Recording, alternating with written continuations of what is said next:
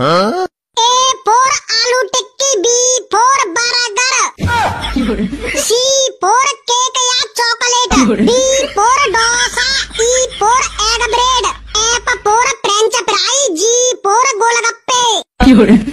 H for hot dog, I for ice cream, J for jalebi, K for Kurkure, L for lollipop,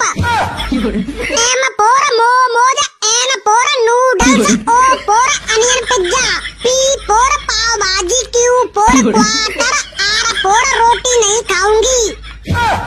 S for sandwich, T for toffee, U for upma, V for बड़ा पाव, W for wine, X for executive, Y for यगर्ट, Z for Zomato जिंदाबाद।